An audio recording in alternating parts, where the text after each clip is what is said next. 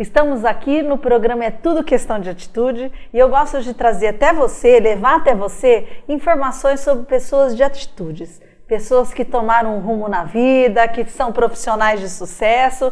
E hoje nós vamos conversar com o Marcos Tonin, é um grande amigo também. Você sabe que eu ia até pesquisar o teu currículo para falar aqui para eles, né? Mas na hora que eu vi tudo que você fez de curso, tudo que você fez de treinamento, eu disse, não, deixa que o Marcos, ele mesmo se apresenta. Obrigada por estar aqui, viu? Estar aqui. Você Obrigada. É demais. Conta para nós, assim, como que você começou a tua vida profissional até chegar nessa proposta de ser um profissional de coach de carreira? Nossa, Sandra, aconteceu tanta coisa nessa caminhada aí. Começar a vida profissional, você falou primeiro trabalho, é isso? Primeiro trabalho. Afinal, você é formado em quê? Eu sou formado em publicidade e relações públicas. Tá. Mas nessa época da publicidade, até antes disso, minha mãe tinha um restaurante. E aí, meus pais tiveram empresa de transporte também, então a gente sempre acompanhava, sabe? Mas trabalhar mesmo era no restaurante, aí a gente fazia de tudo, né? Então era eu e meu irmão e tinha os funcionários também. Mas pequenos? Não, a gente tinha uns 14, 15... Minto, você sabe que foi o primeiro trabalho que eu fiz? Uma vez o cara falou assim, eu preciso de um Papai Noel lá no centro da cidade. Você foi? Pô, eu era gordinho, né? Eu já era alto, né? Eu fui lá, ganhei um salário mínimo, fiquei em dezembro inteiro balançando o sino lá, com as criancinhas no colo. Meus pais sempre incentivaram a gente a trabalhar, assim, sabe? Acho que por conta deles serem empreendedores, a gente acaba pegando um pouco do sentido de se fazer isso, né?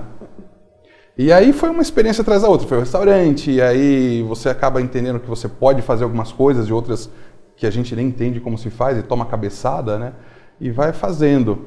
E aí eu entrei em telecomunicações, logo quando eu entrei na faculdade, que também não era nada da minha área, foi o boom da banda B, aí, da celular digital. E aí eu fiquei alguns anos, e aí nesse meio do caminho foi quando eu comecei a identificar que eu gostava muito de gente, né? Eu falei, nossa, eu vou trabalhar em RH, meu negócio é esse. E ninguém nunca me aceitou para trabalhar em RH naquela época, né? Uhum. Eu fazia os processos, você não tem experiência, você é novo, você é isso. E aí a coisa não ia. E aí eu comecei a fazer alguns cursos, tinha terminado a faculdade. Eu falei, vou me preparar para então. Já que eu não tenho, eu preciso correr atrás, né? Porque também não adiantava ficar esperando. E aí foi quando eu descobri o coaching em 2005. Foi quando isso estava chegando no Brasil, eu falei, esse negócio é meio interessante, né? Porque hoje é meio que uma febre, né, Marcos? Sandra, hoje todo mundo é coach, né? E eu vejo que você é um profissional que está há muito tempo nisso, tem até a sua empresa, a Poema, mas hoje qualquer, eu sou coach. Então, assim, é difícil a gente identificar os bons, né? Hoje está bem complicado isso, Sandra. Esse é um assunto que está super em alta agora no meio, né? Porque eu tô há 13 anos trabalhando com coaching, então tem muitos profissionais muito bons assim que eu me inspiro e olho e falo, gente, preciso correr atrás de muita coisa ainda, né? Mas hoje é em nome do dinheiro, vamos dizer assim, essas certificadoras aí fazem cursos de 2, 3 dias e colocam pessoas na rua como se fosse qualquer coisa, né? E o que a gente faz é muito sério, Sandra, porque dependendo de como que você conduz o processo, você questiona o profissional que você está atendendo, por exemplo, ele toma decisões muito sérias, ele larga o emprego, ele questiona a família, ele questiona o momento de vida, então é muito sério. E às vezes as pessoas tratam isso como se fosse um bate-papo e qualquer um pode fazer, né? Você sabe que agora conversando com você, eu lembrei de algo, né? A gente fala no programa que é tudo questão de atitude, que nós temos que tomar atitudes positivas na vida e muitas vezes mudar realmente, né? Estar de encontro com o seu propósito, para a sua missão de vida. E quando eu decidi fundar o Embaixadores da Prevenção, eu passei por um processo de coach e o que você falou é seríssimo. Realmente, ele poderia ali ter me orientado a tomar uma atitude completamente diferente. Perfeito. Né? Então, você tá com um coach, um bom profissional, é fundamental. E Marcos, você é coach de carreira, mas para grandes executivos, né? E diretores de grandes empresas. Então, me conta, como é que funciona isso? Por que um diretor é fundamental e é importante ele ter um coach? É assim, Sandra, imagina que essas posições dentro da empresa, elas são posições muito solitárias. Então você imagina que esse profissional ele faz parte de um board de empresa, onde eles tomam decisões o tempo todo que vai impactar o negócio e todas aquelas pessoas que trabalham na empresa. Muitas das vezes eles não conseguem compartilhar essas decisões ou o ponto de vista ou uma dúvida, porque imagina que um diretor vai chegar, por exemplo, para um presidente da empresa e falar, nossa, eu estou em dúvida. Você sabe que eu estou inseguro? E aí ele começa a mostrar as fraquezas que todo mundo tem, Sandra. É uma coisa muito louca isso, porque todo mundo tem, mas as pessoas fingem que está tudo bem, né? Que eu sou um forte, eu sou um executivo. Parece que tem uma máscara que a hora que esse profissional se torna um executivo, ele não pode ter dúvidas, não pode ter medo, não pode chorar, não pode nada. Então ele é um homem de ferro, praticamente. Então, não é que é um processo terapêutico, porque é bom a gente falar disso, Sandra. O coaching, ele não é terapia. Né? Assim, não tem nada a ver com o trabalho de psicólogo. Não, na verdade, o trabalho de psicologia, de terapia, ele precisa ser feito com um profissional da saúde habilitado. Então, isso até é um problema que a gente tem hoje quando a gente falou agora há pouco sobre isso, né? Sobre como é que o coaching está invadindo algumas outras áreas. Né? Então, às vezes você tem um profissional que fez uma formação específica de coaching. A gente tem base, Sandra, para entender o comportamento humano, algumas coisas, assim, a gente tem aula de psicologia também, mas eu não tenho ferramentas suficientes para tocar uma terapia. E eu preciso ter consciência disso, porque senão a gente coloca esse profissional num lugar que a gente não consegue tirar depois. Né? De repente, vamos abordar a sua família, me fala da tua infância. É claro que é importante a gente saber o histórico, né? Dentro da ferramenta a gente tem algumas... É previsto que a gente aborde um pouco desse assunto até para entender quem é o profissional. Mas a gente não aprofunda. E para quem está nos assistindo fica um pouco em dúvida a diferença entre coach e psicólogo, o que a gente poderia dizer? O coach está mais ligado a ajudar a pessoa a atingir as metas principalmente profissionais, ou não é bem isso? É bem isso, assim, a grosso modo, que diferencia um do outro, né? No processo de coaching, a gente não aborda questões do passado. Então, ou seja, não é que não me interessa, mas você me conta, por exemplo, como você chegou até aqui, né? E você teve vários momentos que eu entendo que deve ter vários traumas, superações, tem uma questão de histórico familiar. A gente entende isso, respeita a tua história de vida, mas para que o processo funcione para você, a gente tem que entender e é daqui para frente. Falei, Sandra, eu entendo que você tem esse gap, por exemplo, a gente vai respeitar essa situação, mas a gente precisa seguir. Num processo terapêutico, o que eu faço? Eu olho para aquilo e volto, até para que a gente possa entender, para que o profissional ele tenha um amadurecimento maior, uma consciência maior sobre si mesmo e possa mudar até a forma de viver, vamos dizer assim. Né? Tá, o coaching não faz isso, tanto é que a gente fala que o processo ele é um pouco agressivo mesmo, porque tem horas que a gente tem que situar o cliente e falar, olha, você já está aqui, você já fez a sua escolha, então assim, o passado a gente não tem como mudar, a gente tem como aprender com ele, então você não vai repetir isso no futuro, mas é daqui para frente.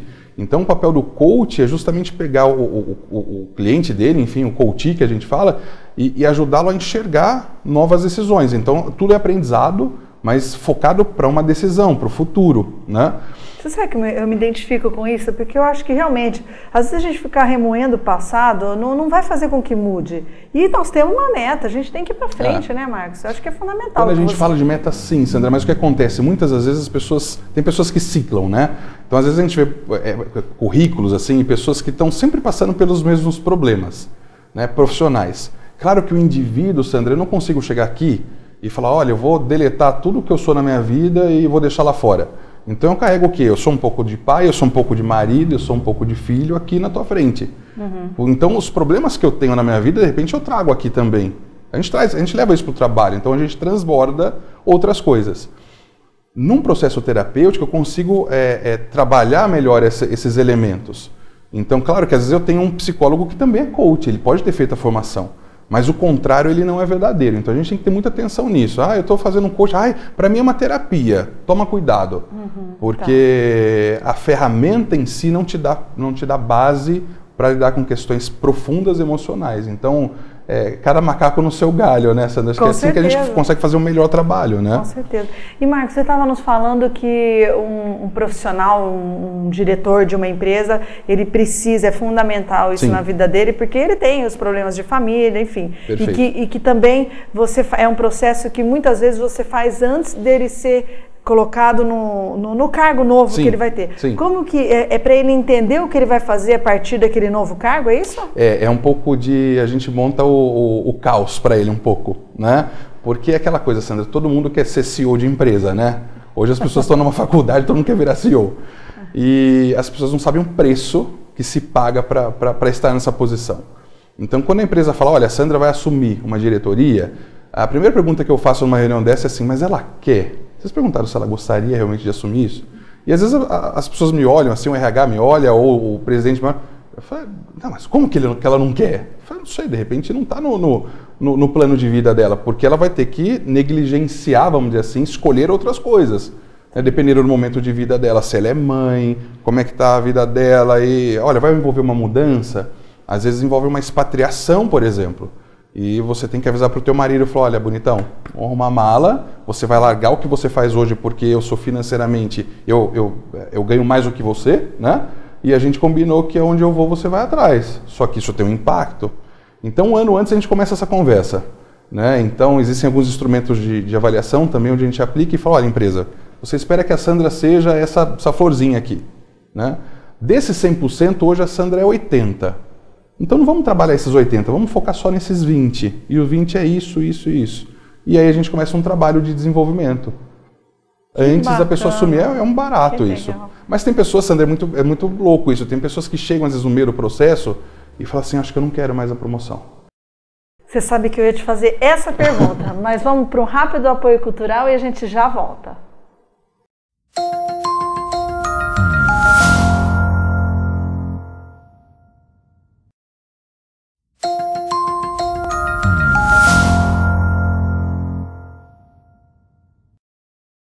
Estamos de volta, o programa é Tudo Questão de Atitude e eu estou conversando com uma pessoa, o Marcos Tonin, que como você viu no antigo bloco, no bloco passado, ele realmente é uma pessoa fundamental para que outra pessoa tome uma atitude. Né? E a pergunta que eu queria fazer para o Marcos, até linkando com a última, é essa, Marcos. Muito do trabalho que você faz pode fazer com que a pessoa tome a atitude de sair do emprego ou de, não é essa carreira que eu quero, não é essa posição que eu quero. Isso acontece? Acontece o tempo todo, Sandra. Quando a gente fala de atitude, eu vou falar que não é o coaching ou o profissional quem vai fazer com que o indivíduo tome atitude, porque a atitude é uma coisa muito, muito interna, né? Você ajuda a pessoa a entender quais são as escolhas, porque o que a gente fala, Sandra? Todo mundo sabe o que tem que fazer. Todo mundo sabe. A questão é assim, às vezes falta apoio, às vezes é uma questão de coragem, às vezes é a questão de como, a pessoa não sabe como fazer aquilo, é uma mecanização que ela precisa, mas o que, Sandra, é muito claro. Então, na maioria das vezes, quando eu converso com os profissionais ou com qualquer pessoa, fala, eu sei o que eu tenho que fazer, eu não sei como que eu chego lá, mas eu sei o que eu quero. Então, nesse momento que a ferramenta do coaching ela entra, ela te ajuda a mecanizar o como e achar essas ferramentas para que você possa viabilizar o seu projeto. Uhum. Mas tem pessoas, Sandra, que chegam no momento do processo e isso está dentro do esperado. Em geral, 5% do processo, dos processos que eu faço, por exemplo, ou eles vão terminar num desligamento, porque o profissional fala o seguinte, olha, agora eu tenho consciência sobre as minhas competências, sobre as minhas faltas, eu sei aonde eu sou bom, onde eu sou ruim, eu entendo quem é a empresa, os valores da empresa, isso é importante porque a gente questiona muito a questão de valor, sabe? Uhum. Seus valores hoje estão em congruência com aquilo que você faz, com a empresa com que você trabalha, e às vezes não estão. Isso é fundamental, né, Marcos? Até para você viver bem seu propósito de vida, né? Antigamente era muito poético isso, né? Ai, que coisa linda. As novas gerações, Sandra, estão provando pra gente que isso é real. Tanto é que eles não ficam em emprego. O pessoal fala, esse pessoal não para mesmo. Não, assim, o pessoal já endemonizaram muito a geração Y, Millennium, etc., porque eles não têm comprometimento. Na verdade, eles não têm comprometimento com o modelo antigo de trabalho que a gente tem. Quando a gente olha para trás, vamos voltar na década de 60, 50, como é que funcionava o ambiente de trabalho, Sandra? Eu entrava numa empresa, quantos casos, né? O cara entrou como office boy, ele entrou como um guardinha, como aprendiz e ele terminou presidente da empresa. Então ele fazia aquela carreira. Lá pelos anos 60, final de 60, 70, o que aconteceu? Nós vimos os nossos pais perderem o emprego, porque o mercado mudou. Então aquela carreira, que era uma carreira para a vida inteira, começou a não ser mais. Uhum. Então você fala, peraí, meu pai vestiu a camisa, ele levantava às 5 horas da manhã, não me acompanhou na escola para ele terminar desempregado. Isso começou a gerar um questionamento nas novas gerações, o seguinte, eu tenho que ter conexão com o meu trabalho. Eu preciso acreditar nisso e os valores da empresa precisam estar em coerência com os meus. Porque porque senão não vale a pena. Então, quando esses novos profissionais chegam no mercado de trabalho, eles causam uma revolução. E o que eles querem, no final das contas, é construir isso junto com as empresas, é fazer parte. Mas o modelo de empresa que a gente tem antigo e tradicional, qual que é? Olha, eu mando e você obedece, você faz. E aí esse jovem chega e fala, é assim? Ah, então tá bom, então eu tô indo embora. E ele vai embora. E olha que interessante, ouvindo você falar, eu acho que nós vimos os nossos pais passarem por isso, então hoje, a gente considera o emprego de uma forma diferente, a gente quer fazer o que a gente gosta. Eu sou completamente ligada à área de comunicação, não conseguiria me ver feliz fazendo outra coisa. Mas já a geração mais nova não teve esse exemplo, né? Porque no meu caso, por exemplo, meus filhos sabem que eu adoro o que eu faço. E esses dias os dois conversando, viram um pro outro e falam assim, eu vou ser jogador de futebol, vou ganhar dinheiro e depois eu vou fazer o que eu quero. E aí vira outra e fala, não, faz logo o que você quer e ganha dinheiro fazendo o que você quer. Pula etapa. Achei o máximo, né? Pula etapa, faz logo o que você quer e ganha dinheiro com isso, né? Interessante, parece que eles realmente vivem isso com o coração, né? Sim. Eles querem e vão atrás daquilo. Sim. E hoje, Sandra, a gente tem uma safra nova de diretores de empresa. Hoje nós temos diretores com 32, 33, 35 anos. E aí a gente tem um outro problema, porque eu tenho um potencial, existe sim um potencial, mas não tem conhecimento. Então, ou seja, o conhecimento, estou falando de tempo, porque tem coisas que só o tempo faz, né, Sandra? Que é a vivência que a gente tem. Maturidade, né? Mesmo. Então, por exemplo, agora um problema que a gente teve nos últimos anos, nos últimos 4 anos, qual foi? Você tem novos diretores dentro de uma empresa, enfrentando uma crise econômica, financeira e política dentro de um país, e eles não se lembram de ter enfrentado isso, porque nos últimos anos onde ele estava estudando, estava tudo ótimo. Eles não lembram de plano verão, plano real, ou seja, toda aquela loucura que a gente viveu, inflação, ou seja, de altos e baixos, eles pegaram os últimos 12, 13 anos, teoricamente, um país muito estável, muito melhor. E aí quando eles olham para isso, o que a gente teve muito? Teve muita gente que largou o emprego porque se achou incompetente, muita gente que foi mandada embora porque começou a perder, como é que a gente fala disso?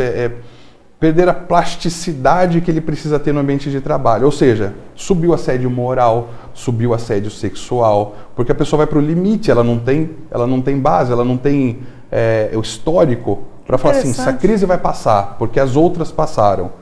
Isso é difícil mesmo, então ele não tem esse histórico, ele fala assim, o que está acontecendo? Eu sou incompetente. Antigamente eu era o diretor de 30 anos, que fui promovido, e minha vida era só glórias, sucesso, status, e agora eu não consigo dar resultado. Então esse foi um momento muito dolorido, assim, e foi difícil trabalhar também com esses profissionais, porque a gente não estava indo em prol de um objetivo, a gente estava correndo atrás de um resultado. E é um processo diferente esse, né? Você está correndo atrás do tempo. Sim.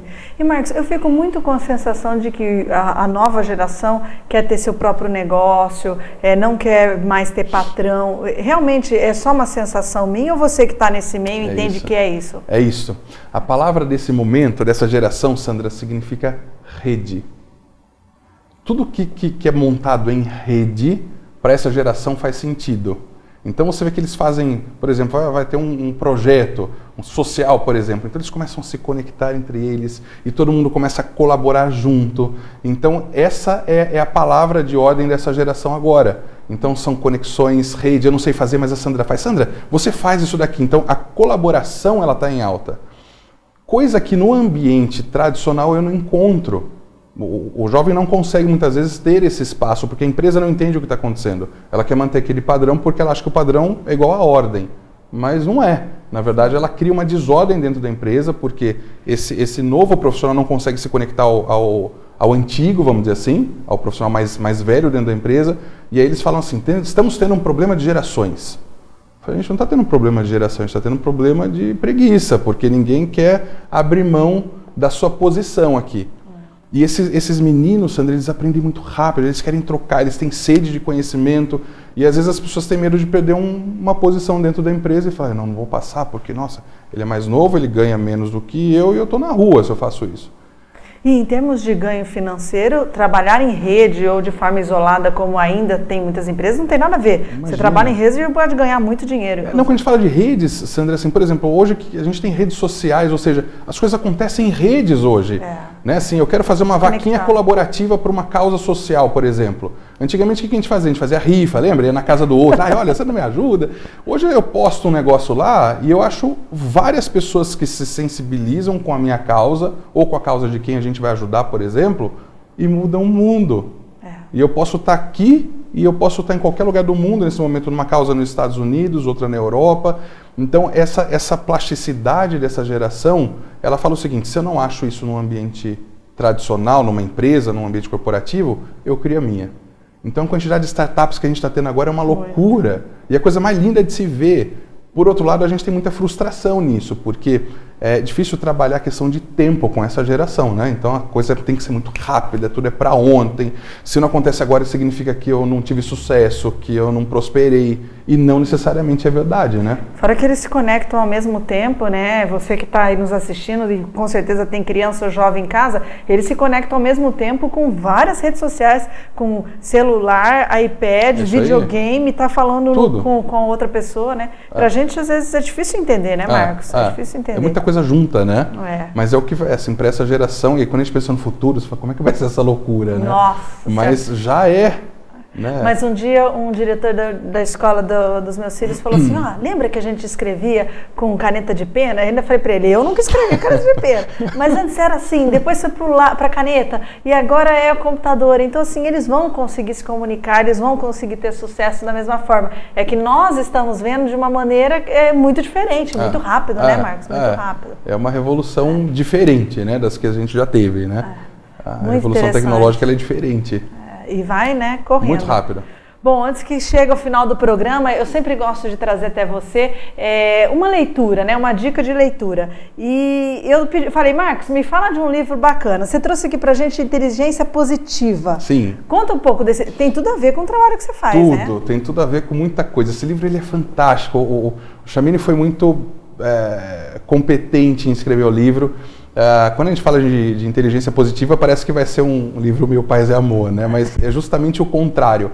Ele fala sobre os gaps e os principais limitadores que a gente tem, né? Para se tomar uma decisão, de repente uma crença que a gente tem. Então, na verdade, são os críticos que nós temos internamente, que acho que o pior inimigo nosso somos nós mesmos, né, Sandra? A gente fica o tempo inteiro se boicotando. E aí a gente vê a vida passar e fala, se eu tivesse feito. Aí o outro vai lá e faz mal feito e consegue. Né? Então, às vezes, é melhor o imperfeito do que o não feito. Com certeza. Né? Com certeza. Escutei uma frase outro dia, já volto do livro, que um cara falou, eu falei, brilhante. Eu falei, Marcos, se você fizer tudo certo na sua vida, mas as coisas derem errado, você errou. Se você fizer tudo errado e der certo, você fez certo. E eu fiquei pensando, falei assim, pô, não é que esse cara tem razão, porque o importante é fazer, não é? Assim, claro, a gente tem que tomar cuidado, mas vamos fazer, né? Mas esse livro é muito bacana, é uma leitura muito bacana, é um livro de cabeceira, e não é para você sentar e ler ele numa sentada, é uma coisa de você senta e vai refletindo. Tem um teste dentro dele para você entender quais são os seus principais limitadores, aí, os boicotadores que a gente tem. Então é bem interessante, eu gosto muito desse livro, uso ele bastante com clientes meus e até para releitura é bem interessante. Que bacana, você falou do certo e do errado, né? Eu lembro que quando eu decidi fundar o Embaixadores da Prevenção, eu pedi demissão no Instituto Padre Haroldo, né? Na realidade eles me mandaram embora e com a rescisão eu cheguei no meu marido e falei, hoje a gente vai para a Europa, esse dinheiro dá pra gente ir 2 vezes, ou eu fundo o grande objetivo da minha vida, que é disseminar a ideia das virtudes com as crianças. E ele me respondeu isso, ele falou assim, Sandra, tem gente que faz tudo certo e dá errado. E tem gente que faz tudo errado e dá certo. Você está nesse segundo grupo, então vai e faz. Porque você escreve livro, fica pronto um dia antes do lançamento, e só que dá certo. E vai fazendo, então, né? E vai fazendo, né? Com esse objetivo de estar cada vez mais próximo com o propósito, né, Marcos? Eu acho que esse é o mais importante. O propósito é manter o trem no trilho, né, Sandra? Você falou disso, eu fiz a mesma coisa. Eu pedi demissão de 8 anos de telecom. Falei, gente, eu peguei o dinheiro e falei assim, vou abrir uma empresa. E aí fiz uma grande burrada que a gente vai fazendo, né? Entrei numa dívida enorme, assim, porque eu falei, vou fazer todas as formações que eu quiser. Mas foi válido, viu? Eu acho que a gente vai caindo, vai levantando e vai aprendendo, né? As coisas, né? Acho que tem forma de fazer de uma forma mais fluida. Hoje eu teria feito de uma forma mais calma. Mas eu não sei se eu teria chegado aqui, né? Então, a gente nunca vai saber como seria, né? A gente sabe como é. Gente, chegou o fim do programa. É muito rápido isso não daqui, falei para você? É muito rápido. É que falar sobre a história de vida e como as pessoas tomam atitude é muito interessante, né? E se você quiser saber mais sobre o trabalho do Marcos, nós vamos deixar aqui no tela, no vídeo. Pode entrar em contato com ele se você quiser fazer esse processo de coach profissional. Prazer. Vai ser muito bacana. Obrigada pela tua presença. Sandra, é sempre espetacular estar com você aqui. Você é demais. Obrigada. Sou seu fã. E a você que nos assistiu, eu te espero no próximo programa. É tudo questão de atitude.